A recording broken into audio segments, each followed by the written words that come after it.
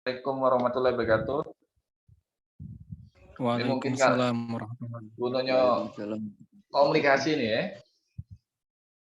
Banyak sebenarnya kalau kalian belajar komunikasi itu banyak gunanya. Baik itu di kehidupan sehari-hari ataupun kalian bekerja di swasta maupun di pemerintahan atau di perpolitikan.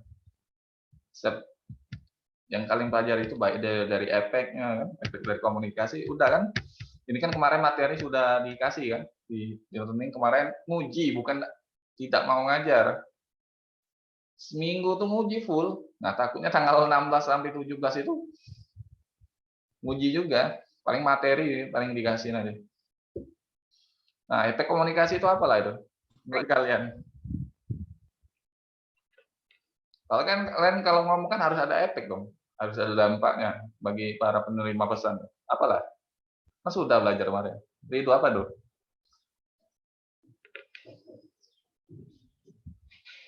Efek komunikasi.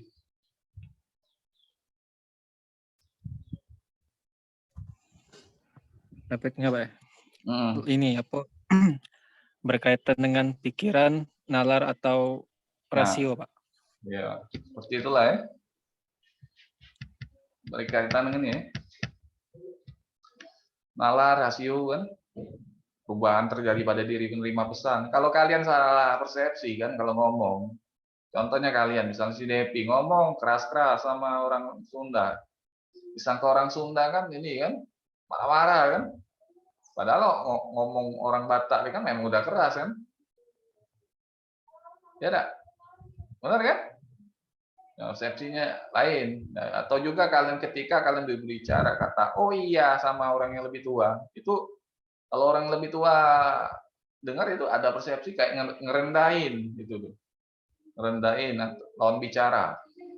Makanya kalau bisa kalau kalian bicara sama orang tua atau juga orang yang lebih tua itu jangan pakai oh iya, iya aja langsung, siap atau iya. Usahain jangan kayak gitu. Karena cara etikanya kan agak terkesan ini, agak ngerendahin. Itu banyak itu dari beberapa guru tuh atau dosen juga nggak suka denger itu. Oh iya Pak, oh iya Bu. Jangan usahain nggak usah pakai oh. Pakai iya aja, iya atau siap. Itu nggak ada di pelajaran itu. Itu cara bergaul dan cara bertutur kata, etika atau adab atau orang ya. Kurang lebih kayak itu kan. Lanjut ya. Nah, jenis efek komunikasi ini apa aja nih? Tri Maulina.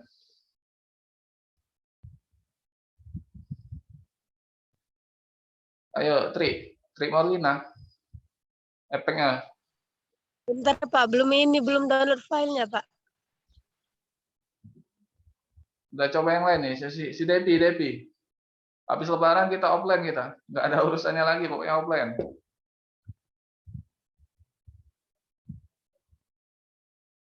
Malek, udah online terus. Oleh karena lebar puasa nih, weh. Bosen. Online terus. Siap ya? Lu udah lebaran? Offline gitu ya, di lantai 7 atau lantai 3 lah, cari lantai yang ruangan kosong ya. Ya, mana nih jenis efek komunikasi? Depi. Nah, siapa ini?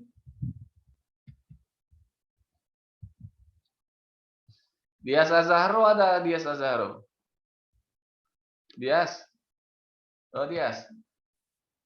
Iya Pak. Efek komunikasi ada berapa, Dias? Ada 3. Apa itu?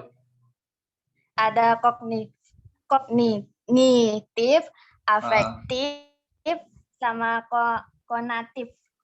Nah, karena ada 3 tuh ya. Nah, ini kalau jenis efeknya ini kayak ini kan. Konektif yang berhubungan dengan apa nih? Pikiran atau penalaran. Penalaran, pikiran, pengetahuan. Yang kalau efektif? Perasaan, konatif, perilaku. Jadi kalau kalian jadi trainer atau juga jadi pembicara, kalian tuh harus mikirin yang 3 efek ini ya. harus nguasain. Jadi lawan bicara enak dengernya kan, yaitu kalian jadi MC, entah jadi juru kampanye atau jadi pimpinan, ya harus tahu nih efek-efek kayak ini. Ataupun kalau kalian jadi dosen nanti harus tahu yang ketiga ini. Ya kan ngukur kemampuan mahasiswa kan dari tiga ini. Dari perilakunya, yaitu konatif tadi kan, behavioral ya, perasaannya gimana, kognitif itu yang pengetahuan penalarannya, ini harus tahu kalian. Efek ini harus tahu. Kalau nggak tahu, nanti tersinggung lawan bicara. Ya kan? Ini berguna nih pada saat kalian berbicara dengan orang, baik itu jadi seorang MC atau jadi juru kampanye atau bicara sama orang lain. Kalian harus tahu ngukur dulu kemampuan orang tuh gimana kan. Jadi kalau kalian bicara sama anak SD, bahasa kalian S1, mahasiswa S1, jangan. Pakailah bahasa yang dimengerti oleh mereka. Kalau anak SMP, kalian ajak yang dimengerti oleh mereka, bahasa yang mudah dimengerti anak SMP. Begitupun anak SMA. Kalau sesama kalian nggak masalah bicara masalah bahasan S1. Maksudnya nyambung nggak ini? Nyambung nggak? Nyambung kan? Jadi kita ngukur lawan bicara tuh harus kita tahu dulu. Kalau kita bicaranya bahasanya ketinggian, mereka yang nggak sampai di kognitifnya, ya udah nggak ngerti. Orangnya nggak ngerti, apa? Dia persepsinya nggak beda-beda. Itu kalau kalian ini ya, kalau kalian berbicara sama orang lain itu harus ukurin sesuai strata pendidikan, tingkat pendidikannya. Jadi kalau kalian bicara sama orang tua kalian, misalnya yang tamat SMA, kalian bahasa S1 yang ketinggian, usahain yang mudah kalian pakai bahasa mereka. Istilahnya tuh yang mudah dipahami oleh mereka. Kalau kalian pakai bahasa yang S1, mereka nggak ngerti, nanti lain persepsi, lain pandangan. Nah, nanti bisa miskomunikasi itu. Salah paham nanti. Kurang lebih kayak itu. Bisa kan? Seperti itu kalian? Bisa nggak ya? Bisa ya? Bisa, Pak. Nah, sebenarnya ini ngajarin kalian juga nih sebenarnya. Biar kalian tahu kan cara berkomunikasi itu.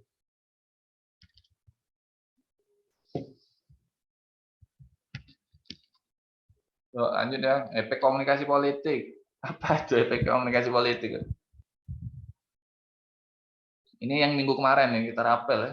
Minggu depan ya. Habis lebaran ya kita offline ya.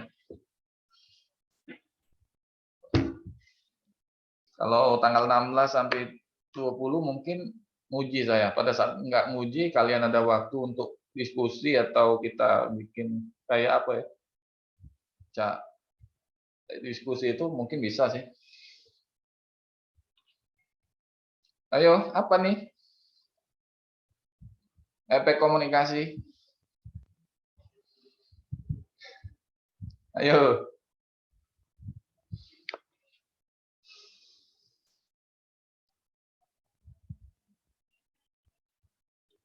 Pika, ada Pika? Pika? Ada, Pak.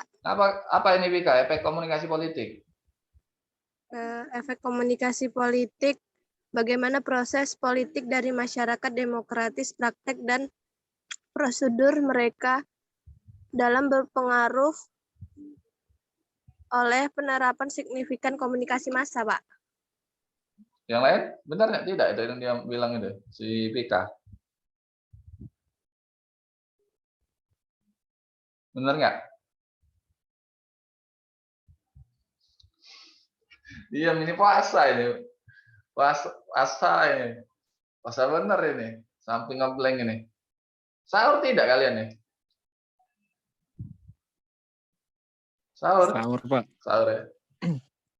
Buka makan? Buka semalam makan? Kemarin? Makan nasi tidak? Buka kemarin? Kayak lemas bener nih. Saya nggak makan semalam. Iya, Pak. Pas buka makan nasi Nggak tahu yang lain. cuma makan pempek doang. Udah kenyang itu. Kalau sahur ya harus makan nasi ya.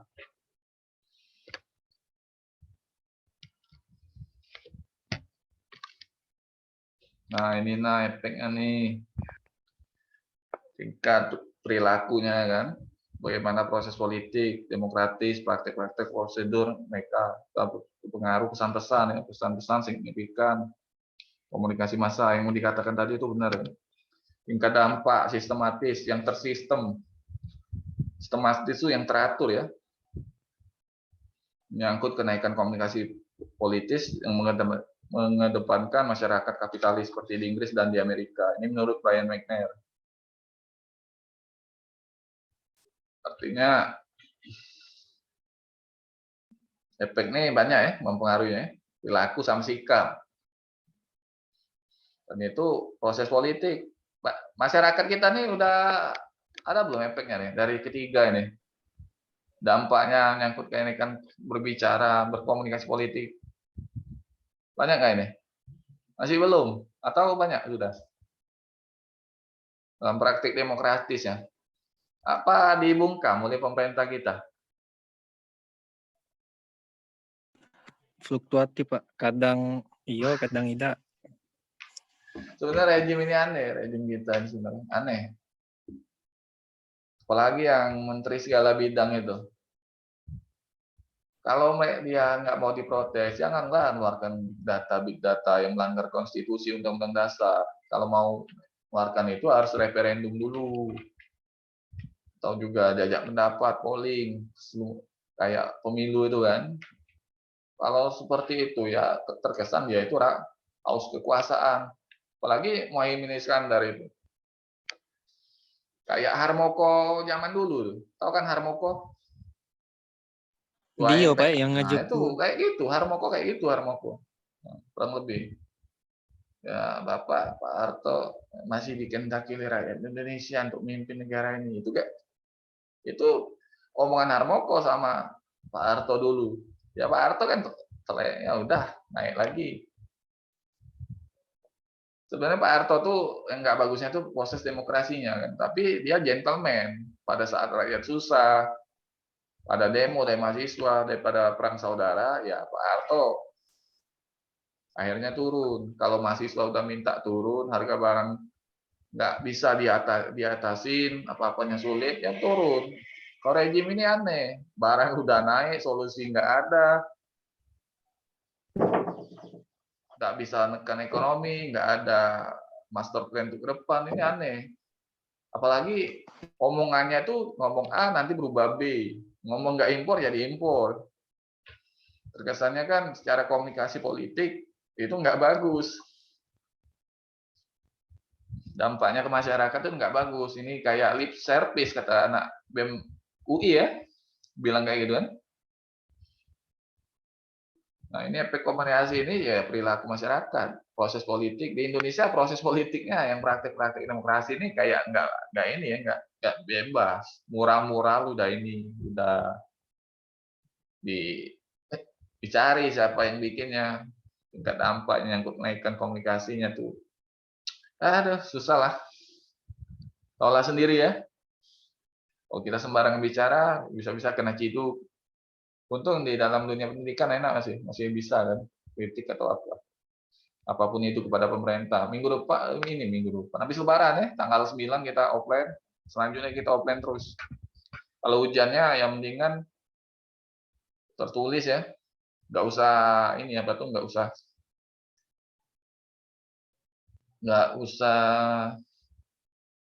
lisan ya, ngabisin waktu itu. Nah, menurut McNair, efek komunikasi politis pada perilaku dan sikap ada 3 cara. Ada 3 cara ya. Cara halayak diharapkan terpengaruh oleh pesan komunikasi. Cara perilaku pemilih dengan strategi komunikasi yang dilakukan kampanye politis umumnya dilakukan dengan teknik jajak pendapat. Nah, harusnya ini pakai kayak gini. Untuk kemarin itu siapa tuh Luhut tadi. Pakai ini dulu, jajak pendapat dulu. Nih, kalau yang ini kan yang disurvei dia kan. Nah, yang nomor 1 ini kan pengaruh oleh pesan komunikasi politis atau tanggapan kan, membandingkan tanggapan mereka dengan tanggapan kelompok lain. Hal ini dilakukan dengan teknik survei. Yang 2 ini ya harusnya dipakai jajak pendapat. Kalau pakai teknik survei aja, belum tentu itu orang semuanya mau. Yang terakhir ini cara mengisolasikan efek dari unsur komunikasi tertentu kan, baik komunikan. Kalau yang nggak mau ikutan isolasi, dia nggak mau gabung kan. Kalau yang mau ikut ya bisa jajak pendapat, survei. Nggak ada kan yang dipakai oleh ini kan. Harusnya jajak pendapat dulu, baru survei. Luhut itu. Dia nggak pakai jajak pendapat. Kalau dia pakai, surveinya udah oke. Bisa untuk berubah itu undang-undang dasar itu. Cuman bagi mahasiswa angkatan 98 dulu yang demo Pak Harto itu merasa dihianati. Perjuangan mereka dihianati oleh kelompok orang yang haus kekuasaan. Dan dalang dari yang pelanggar HAM itu masih ada keliaran. Nggak diadilin sampai sekarang. Tahu kan kalian siapa yang pelanggar HAM berat di Indonesia nih masih keliaran? Tahu nggak? Masih tahu lah kalian tuh ya. Inisialnya udah tahu kan? Tahu tuh ya? Lupa, Pak. Ada orangnya tuh. Masih Yang tahun berapa, Pak? peristiwa Talang Sari itu lah. Talang Sari di Lampung. Tragedi. Tuh orang itu ya masih bebas. Nggak tahu lah nih matinya jadi apa tuh orang. Menurut Danimo, meyakini proses komunikasi politik mempunyai beberapa konsekuensi efek ya, yaitu ini ya, sosialisasi politik ya, untuk belajar ya, partisipasi politik, mempengaruhi pemberian suara, mempengaruhi pejabat dalam pembuatan kebijakan. Ini ada kan proses komunikasinya kan, pada saat orang buat kebijakan, mempengaruhi penguasa, ada nggak yang seperti ini?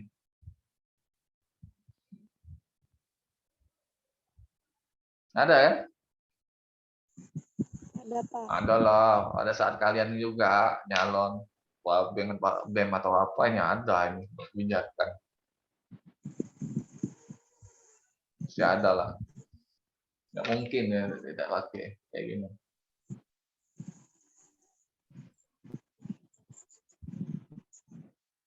Ada ya. Partisipasi politik itu yang banyak kan, ada yang demo, ada yang jadi penonton, ada yang jadi penonton, ada yang diem aja kan. Nah, mempengaruhi pejabat dan pembuatan kebijakan itu biasa lobby-lobby ya, lobby-lobby politik atau juga bisa juga mempengaruhi anggota dewan untuk ini, untuk menggolkan suatu kebijakan. Itu banyak itu di pemerintah kita tuh ada kan undang-undang omnibus law itu kan, kayak undang-undang gimana itu, undang-undang omnibus law tentang cipta kerja itu, undang-undang ITE itu SBY yang nanda tangani, kita jadi terkungkung sekarang. SBY yang bikin, diterapkan oleh Jokowi, waduh, nggak bebas kita bicara. Dosa SBY itu ada juga, banyak juga. Kalau dibuka, ya buka orang tua ada. Nggak tahu lah nanti siapa yang jadi presiden 2024 nanti. Kalau tahu yang orang itu jadi presiden dari bukan kalangan mereka, bisa kebuka dong dosa-dosa. Dosa SBY itu banyak dulu. Cuman ekonomi sih agak stabil ya, ekonomi ya. Nggak stabil lah zaman SBY. Nggak samping utang parah tuh, nggak samping. Lanjut ya. Esensi dalam efek komunikasi itu ada ini ya, ada komunikasi sebagai proses transaksi, sebagai proses transaksi. Ini kurang kayaknya. Taruh ya. Kayaknya kurang ini.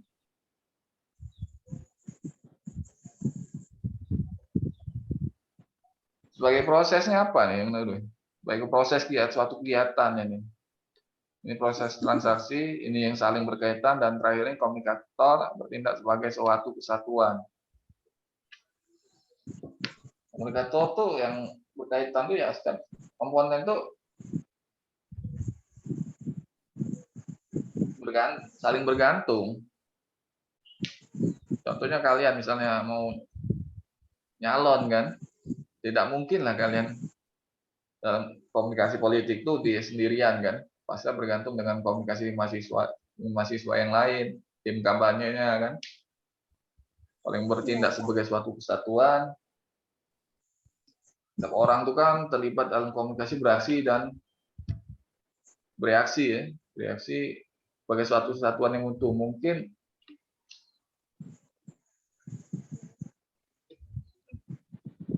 contohnya tuh reaksi terhadap sebuah partai kandidat politik. Tidak hanya bergantung pada pesan yang disampaikan, tapi ada pengalaman masa lalu, emosi. Nah, kayak gitu lah. Contohnya pada saat kampanye kan, kampanye si siapa tuh? PDI ya, PDIP. Satu-satuan kan, pendukungnya sama ini kan. Masa pendukung sama partai PDI kan? Satu kesatuan enggak?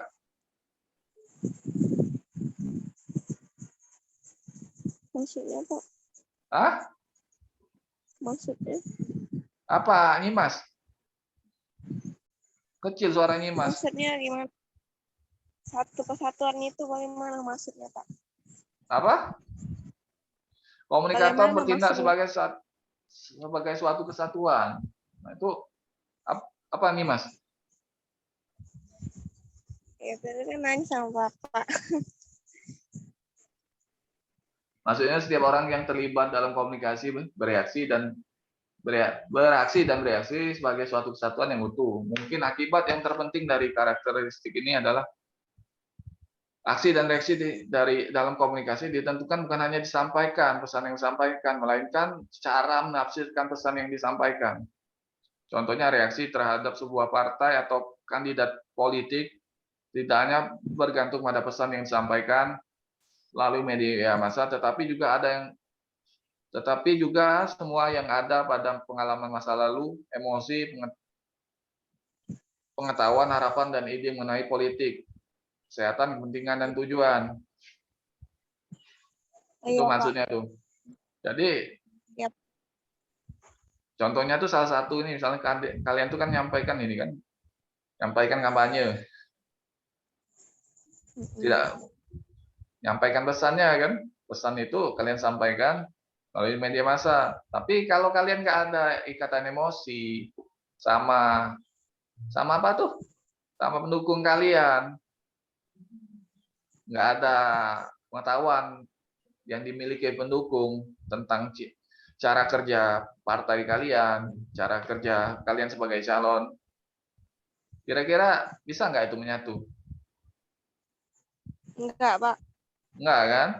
Itulah. Dan mereka harus satu padu dulu dan visi misinya harus sama.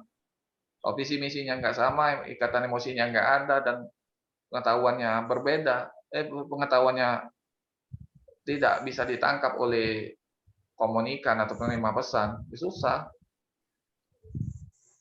Nah, komponen komunikasi itu saling berkaitan, baik komunikator maupun komunikan, pesan, dampaknya kan, saling proses itu. Komunikasi sebagai proses yaitu merupakan suatu proses atau suatu kegiatan. Segala hal dalam komunikasi selalu berubah dan menghubungkannya dengan lingkungan. Contohnya pilkada yang berlangsung di seluruh Indonesia, itu kan proses pemilu. Bagus memberikan pelajaran politik secara langsung pada masyarakat. Kalau yang proses transaksi ini ya seperti setiap peristiwa politik itu di antara pihak yang terlibat, termasuk transaksi komunikator dan politik atau negara dengan halayak atau komunikan ya, itu ada proses transaksinya itu. Contohnya misalnya mereka menawarkan program kerja kepada kalian, program kerja untuk menjadi anggota dewan atau kepala daerah. Itu kan proses tawar menawar kan. tergantung di kalian mau beli atau enggaknya. Kalau kalian beli, itu kalian memilihnya kan. Kalau enggak beli, enggak kalian pilih. Logikanya kayak gitu. Transaksi dalam komunikasi politik ini bukan transaksi jual beli ya.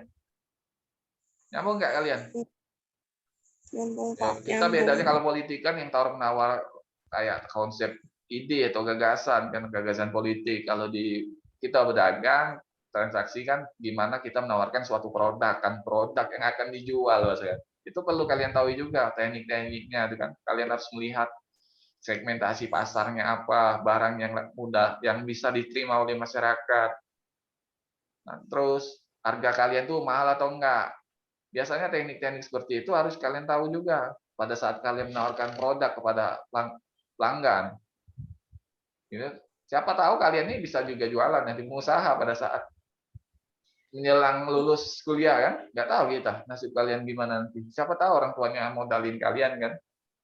Tapi cara teknik-teknik dari orang yang di YouTube ya, saya dengar dari YouTube dan pengalaman dari mereka, itu mereka menawarkan produk itu dimahalinya. Awalnya murah, nanti buatnya kata-kata. Minggu depan harga naik. Itu salah satu cara untuk ini ya, cara untuk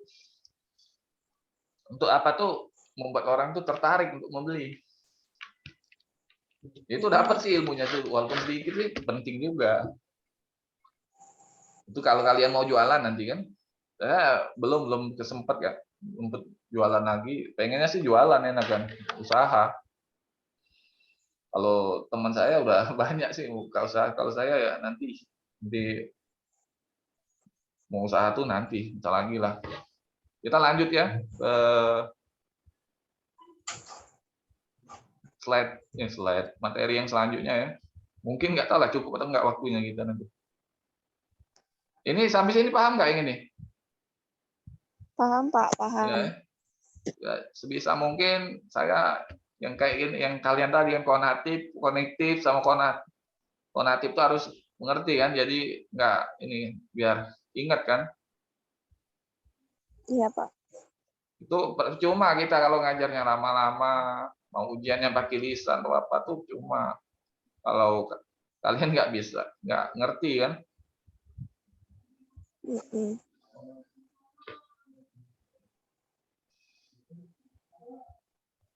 Lalu itu kami dulu enak kan diajar oleh dosen dulu tuh ya kebetulan juga kan dari ini ya dosennya tuh dari alumni UGM, kebetulan enak sih beliau ngajarnya. Dia nggak buka buku lagi, langsung. Buka buku. Kalau sekarang kan harus pakai PowerPoint ngajar.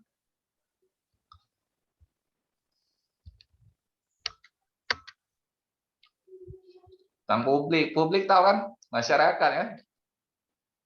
Tahu kan publik? Tahu nggak publik? Masyarakat, Tahu. rakyat ya. Ini payah nih. Itu kan katanya kan dari bahasa, bangsa, negara, komunitas atau dalam hal ini rakyat ya, ke masyarakat, kelompok orang yang berkomunikasi. Publik ada kelompok atau orang-orang yang berkomunikasi dengan suatu organisasi baik secara internal maupun eksternal. Ini bisa kalian baca-baca banyak sebenarnya definisi publik tuh istilahnya itu negara, komunitas atau juga masyarakat atau rakyat sering disebut orang kan. Ini mungkin udah nggak terlalu dijelasin, mungkin kalian udah ngerti ya yang ini. Publik dalam suatu institusi itu dibagi berapa nih? Publik dibagi dalam suatu institusi. Berapa?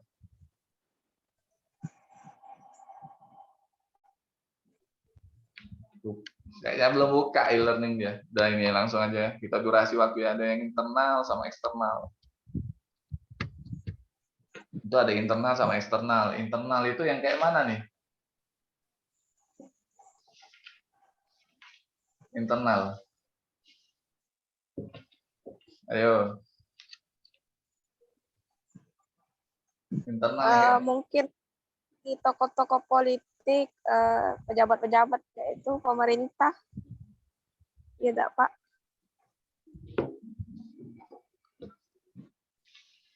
Internal sama eksternal, ayo, ayo. Ya internal dari ini ya. Internal itu dari yang bagian dari perusahaan atau dari partai, eksternal itu dari masyarakat lain, kelompok lain, kayak gitu maksudnya tuh. Paham nggak kalian? Internal tuh bagian dalam dari suatu institusi, internal kan. Makanya sering ada pengawasan internal, eksternal. Eksternal ya dari orang luar, internal ya dari dalam. Internal tuh yang ini, yang berhubungan tuh bagian dari perusahaan atau organisasi ya. Eksternal dari mereka yang punya hubungan sama organisasi internal atau perusahaan. Pihak luar lah, kategori itu.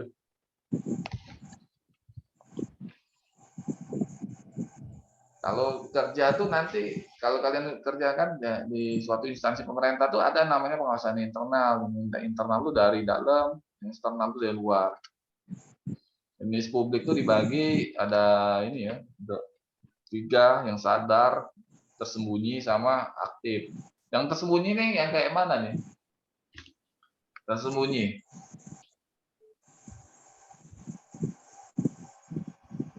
Ada yang tahu nggak? Kalau yang tersembunyi. Kalau yang aware itu atau yang sadar mereka kenal sama masalah dan yang masalah tuh tahu. Kalau yang aktif ya mereka ngambil tindakan terhadap suatu masalah. Yang tersembunyi yang kayak mana nih?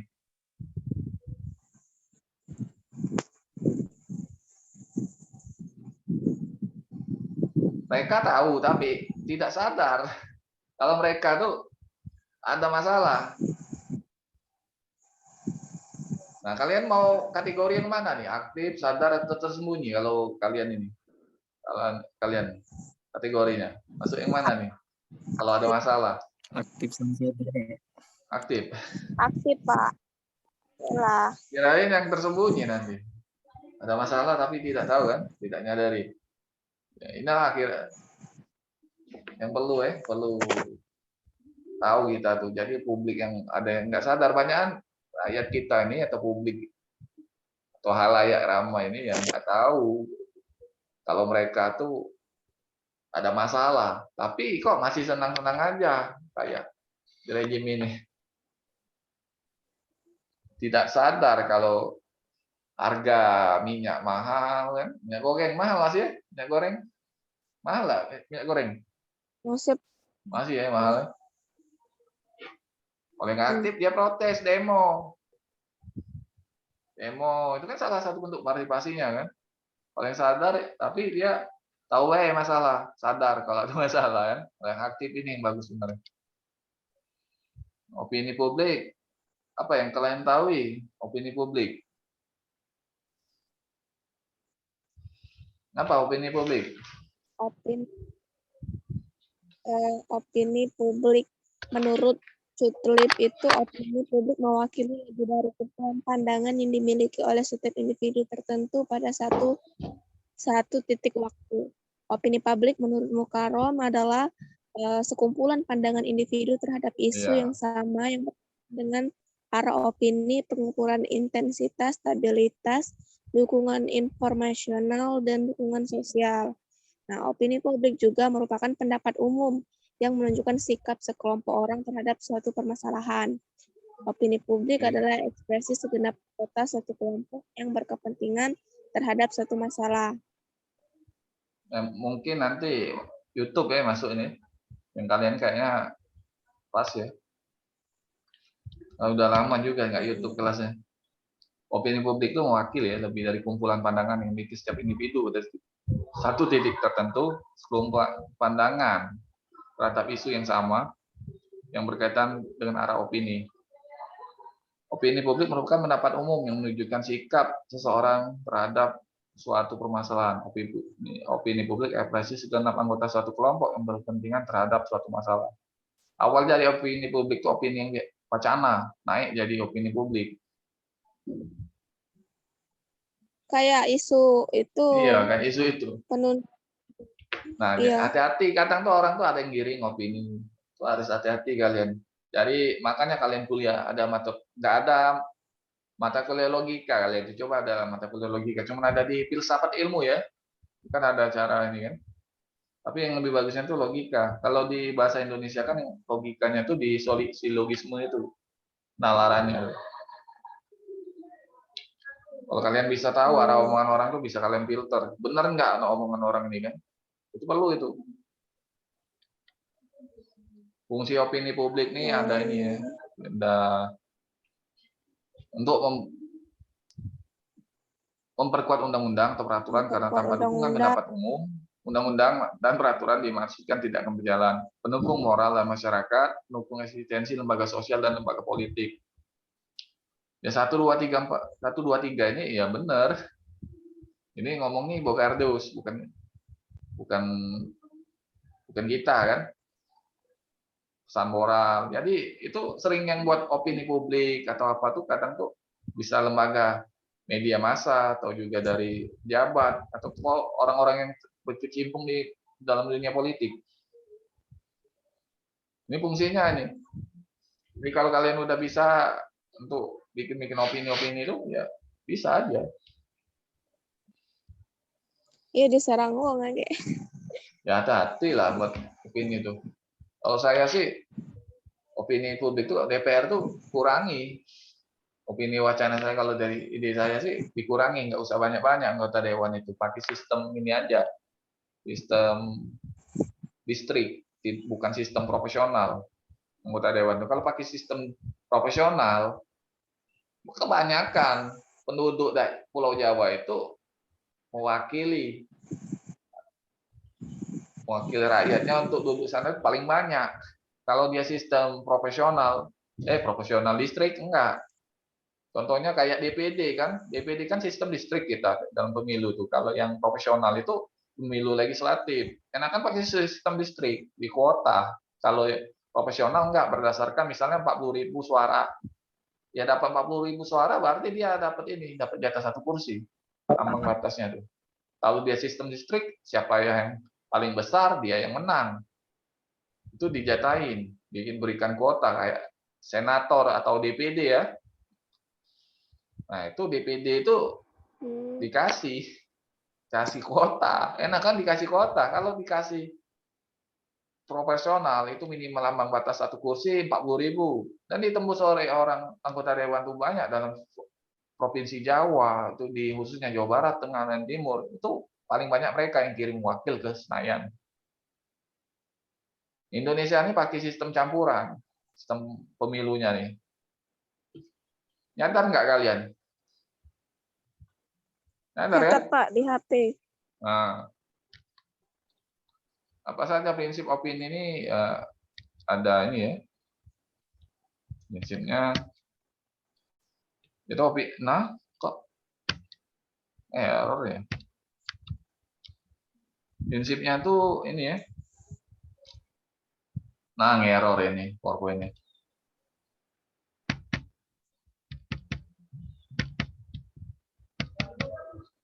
Nah, publik tuh sangat peka terhadap peristiwa daripada kata-kata. Kalau ada peristiwa kan, masalah minyak goreng, itu sensitif itu.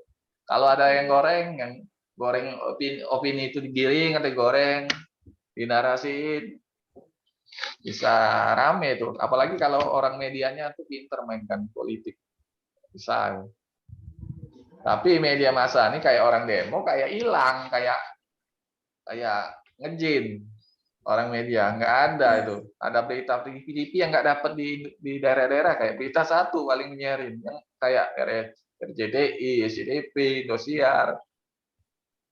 Ya CNN Pak juga. Parah itu pemilik TV itu, harusnya disiarin dong. Dalam undang-undang pers itu harus menyiarkan berita fakta, baik itu peristiwa politik. Tapi mereka ini seakan blind, alias buta terhadap kondisi yang ada di lapangan. Itu sudah nggak benar. Jadi media atau pers yang ada di Indonesia itu udah nggak benar. Itu kan ada undang-undangnya. Kebebasan pers itu harus disampaikan kepada masyarakat buat komunikasi massa itu. Pada umumnya publik tidak mendahului keadaan darurat ya, reaksi keadaan ya. Secara psikologis opini ditentukan oleh kepentingan pribadi, Opini publik tidak bertahan lama kecuali orang-orang merasa bahwa kepentingan pribadinya tersangkut atau dibangkitkan oleh kata-kata yang diperkuat oleh peristiwa.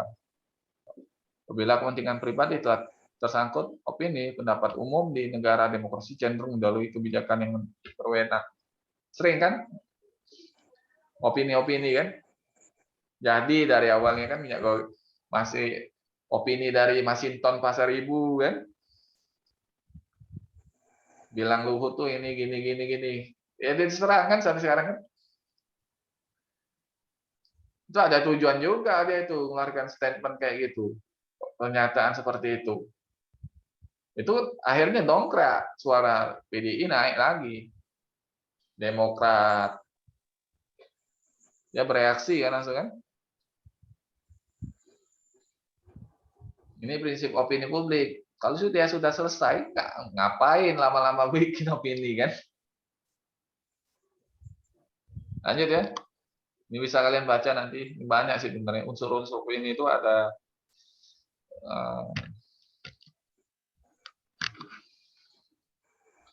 pernyataan, sikap, sama isu sosial biasanya. Kalau nggak ada sikap, isu sosial nggak susah jadi. Ada ya? Ada nggak kira-kira? Kan pers ini bikin. Ada ya?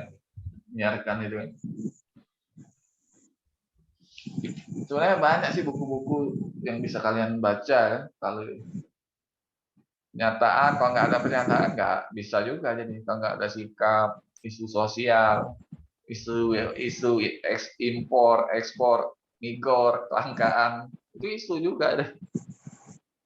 Jadi sikap-sikapnya tuh gimana kan, sikap reaksi dari orang itu kan.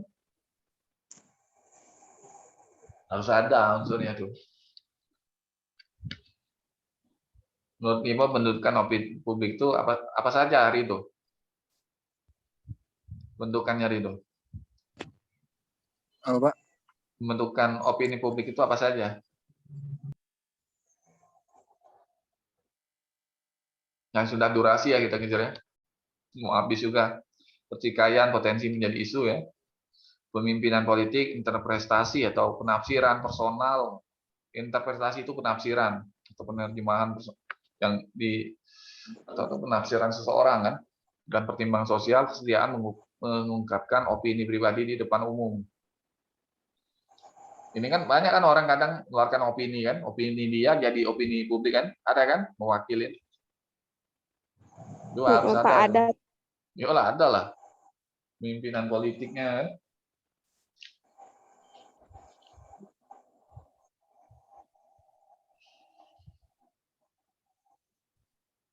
Banyak ini untuk pemimpinan politik harus ada pemimpinan politik mengeluarkan statement-statement penafsirannya. Misalnya partai ini mengeluarkan isu kan, opininya kan nggak setuju kan, baik barang bla bla bla bla. Digiring lah oleh orang lain. Tinggal gosok-gosok dikit sudah bentuk ya. Ini dari pertikaian potensi menjadi isu. Harus adanya ini dulu, publikasi di konflik pribadi kan banyak di konfliknya. Itu kan konflik pribadi ini kan yang ada di kabinet atau awalnya itu yang masalah 3 periode kan. Kabinet Jokowi kan pengen nambah perpanjangan. Itu kan ada kepentingan pribadinya. Banyak usaha Luhut yang menteri-menteri ya itu kan. Ngamankan dulu itu usaha bisnisnya. Cuman nggak gitu juga jadi pejabat harusnya. Mikirin perut dia doang kan, usaha dia doang. Nimo tahapan karakteristik opini itu ada ini ya, ada apa ya? Ada 4 ya, mempunyai isi, mempunyai arah. Kalau nggak ada arah percuma juga kan. Intensitas, volume penyebaran opini, dan terakhir konflik dan kontroversi. Isinya tuh tentang banyak kan, opini isinya tuh muatan isu apa sih yang lagi anget-anget mau diangkat, harus mempunyai arahnya tuh apa kan, arah dari opini publik tuh ada nggak? Setiap opini publik tuh arahnya ada kan? apa arahnya untuk menggulingkan suatu rejim atau menggiring massa, ada kan? Iya Pak, ada Pak. Nah, intensitas volume seringnya ini ya, seringnya penyebaran opini itu berdasarkan kenyataan apa bahwa kontroversi itu menyentuh semua orang, harus menyentuh ya. Intensitas volume penyebaran opini itu harus volume penyebaran opini itu ada yang berdasarkan kenyataan bahwa kontroversi menyentuh semua orang yang merasakan konsekuensi langsung dan tidak langsung. Dari penyebaran opini itu pasti ada yang merasakan kan? Yang kayak minyak goreng kan, yang jelas merasakan, nggak susah.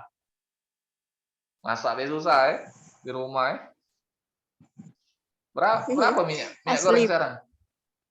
50, 2 liter. Sekarang sekilo 25, 2 kilo 50. Nah, itulah kalau Megawati itu udah pernah 52. susah, masih kecilnya uangnya ada terus, makanya itu Mbah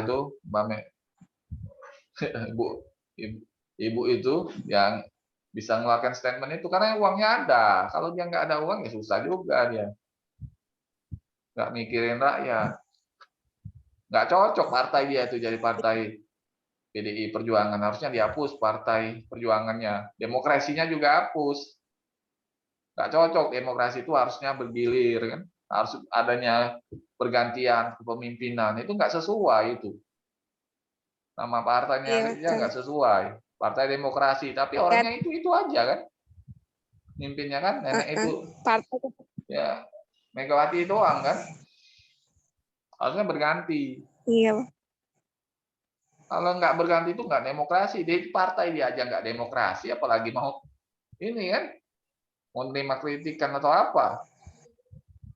Belum tentu dia mau terima. Di partainya aja label demokrasinya nggak jalan, dia terus mimpin. Secara logika kan lucu kan? Harusnya adanya regenerasi dalam kepemimpinan politik. Nah, langkah Kenapa pengelolaan. dia Nah, tidak tahu itu mungkin ya kayak partai-partai di negara komunis kan kayak itu banyak kan. Negara sosialis komunis banyak kayak gitu yang tidak berganti kepemimpinan politik. Kalau dia memang bagus sih untuk memimpin suatu negara, kalau kayak Pak Harto dulu kan secara ekonomi kan bagus meskipun demokrasinya kurang ya. Bisa-bisa hilang kita hari ini kalau kita protes pemerintah tahu-tahu hilang tinggal nama. Kalau untuk Indonesia ini kayaknya nggak cocok untuk demokrasi. Kayak nggak cocok, terlalu mahal, apalagi pemilihan langsung. Sebenarnya benerlah yang konsep kemarin sih sebenarnya. Pemilihan tuh lewat MPR, jadi hemat anggaran, tapi jangan banyak juga anggota dewannya tuh.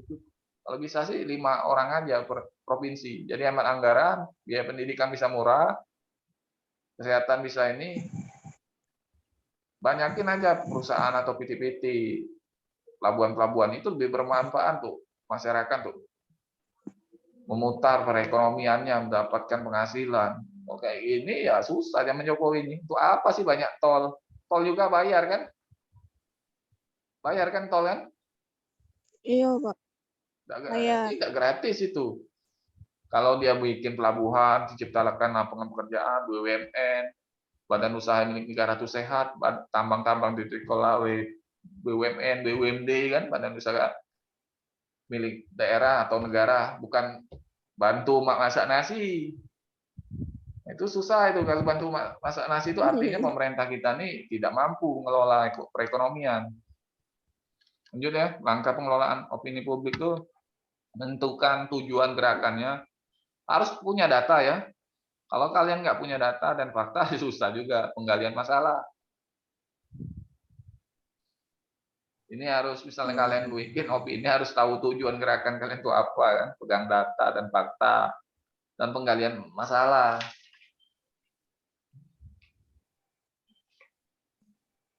Ya harus lah ya, kalau kalian nggak tahu itu ya kacau. Kalau buat itu kan harus punya ini ya, tahu tujuan gerakan opini publik itu apa sih? pegang data dan fakta. Misalnya kalian tentang masalah 3 periode kan, gerakannya gini-gini, memprotes kan, mereka harus ada data, masyarakat tidak setuju gini-gini. Ini kalau yang organisasi harus bisa lah ini ngelola ini. Opini publik, pegang data dan penggalian masalahnya kan.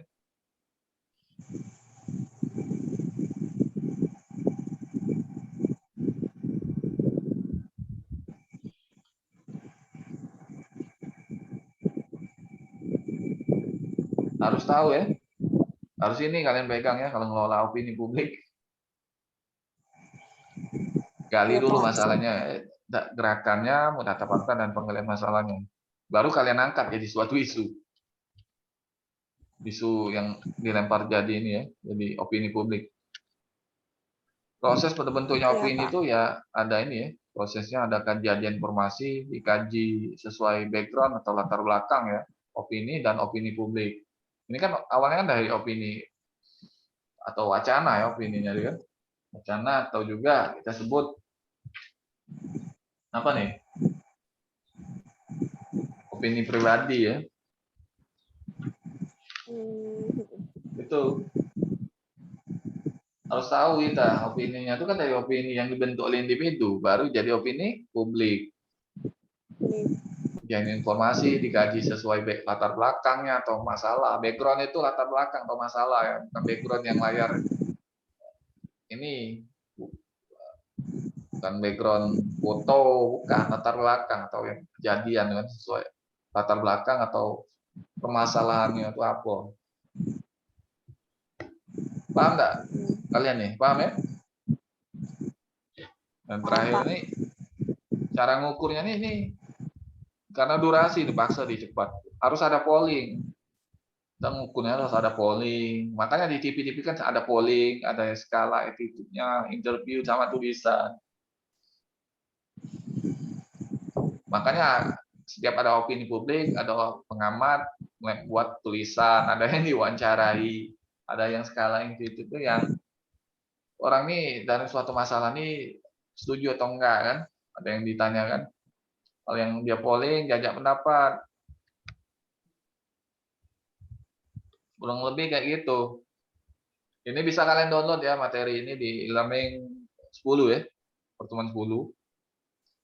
Nah ini kalau kalian Ya, Pak. mau bergerak di dunia survei atau di politik, ya materi hari ini ya bisa kalian pakai ya untuk digunakan. Ini YouTube-nya nanti ya saya upload ya hari ini. Kadang tuh kalau online nih kalau nggak diupload, kadang nggak ini ya, nggak apa tuh, nggak nge juga kan. Sampai sini paham nggak kalian? Sebenarnya jamnya udah lewat ya. Ada kuliah nggak kalian? Sekarang? Ada ya? Ya, Pak. Ya udah hari ini Iya. cukup sampai sini dulu. Wabillahi taufiq wal hidayah. Assalamualaikum warahmatullahi wabarakatuh. Nanti saya ini ya saya upload. Silakan kalian pelajari lagi. Ya Ya, mudah-mudahan Pak. kalian ngerti. Assalamualaikum warahmatullahi wabarakatuh. Waalaikumsalam warahmatullahi wabarakatuh. Jangan lupa absen ya. Iya, Pak. Baik. Iya, Pak.